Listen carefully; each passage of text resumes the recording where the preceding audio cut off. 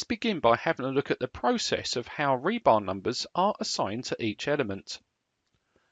For example here, if I select this stirrup and then we take a look at the properties palette, you'll notice here that we have a rebar number, currently read-only, of 25.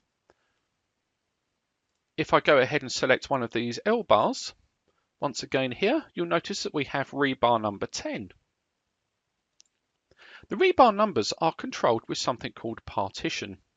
So what I'm going to do here is now add these stirrups to a partition. So you can see I've selected the stirrups, and in the properties palette, you'll note here we have an area where we can type a partition. So here I'm simply going to type C1, which is going to represent column 1. If we now go ahead and select the stirrup again, you'll now notice that the rebar number is number 1. So let's take a look at these settings in more detail. On the structure ribbon, select the reinforcement panel drop-down and then go ahead and select reinforcement numbers.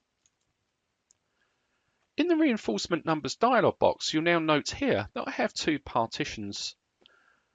The partition we just created was C1, and you'll note here that the starting number is number 1, and here we have 1 bar in use. However, if we look at the next partition, you can see here we have DWG01. It's again starting at bar mark 1. We have 6 bars in the partition. For example here, if I wanted this to start at rebar number 100, I could type in 100 here, click apply, and then OK. And now, if I select the same stirrup, you'll now note that the rebar number is set to 100. We'll now go ahead and place the main reinforcement bars into the column. Select the structure ribbon, and then pick rebar. On the context ribbon, let's ensure that we're working on current plane, and for the placement orientation, we want to ensure that we have parallel to cover set. The rebar shape we're going to be using is 00, so once again I can set that here or from the rebar shape browser. We want to just check that we have the number 8 bar selected in the properties palette, and then we can go ahead and start to place out these bars. You'll notice that it will snap to the stirrup. And here in the corners, we should now be able to snap to the center of the bend. So we'll now place out those 4 bars. We'll then go ahead and select those bars,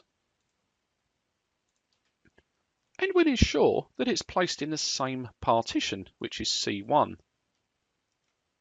Notice now that the rebar number is 101.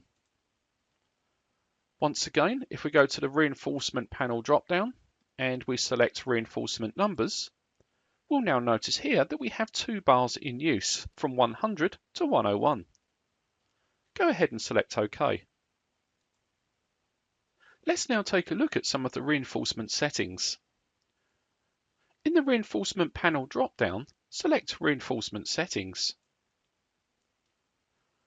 In the general reinforcement settings, you'll notice that most of these options are greyed out. If you wanted to include hooks in the rebar shape definition, then this would have to be set prior to modelling any reinforcement bar. We can also set the reinforcement rounding when we're scheduling.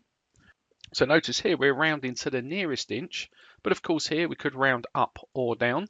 We can do that both for the bar length and the bar segment length, and we can also do that for fabric sheet as well. Let's then select reinforcement presentation. Now the default here is to show all the bar in the rebar set as well as in section. What we might want to do here, for example, is just show the middle bar in the set in a view. So the view might refer to something like a plan view or an elevation, but then in section we can still show all of the reinforcement bars. We then have settings for the area reinforcement, so here we can set abbreviations. The same thing for our path reinforcement. And finally for our varying rebar set. So here we can set number bars individually or number bars as a whole. And perhaps set this to A. For example, we might have bar mark 5 and then the varying bars might be 5A, 5B, 5C and so on. Let's take a look at the reinforcement presentation in another plan view. In the project browser, open the 04 full floor plan. Here you'll notice that we have a number of rebar sets. In this example here, I'm going to use a crossing window to ensure I get all of the rebar.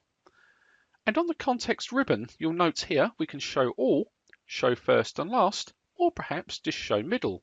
So here I'm going to say show middle. And of course you'll notice here now that Revit is just showing the middle bar from each of those sets. If I wanted to adjust this, I could select the bar, click the select button.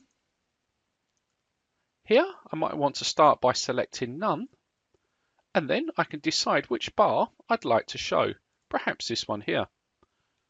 Select finish, and our rebar presentation is complete.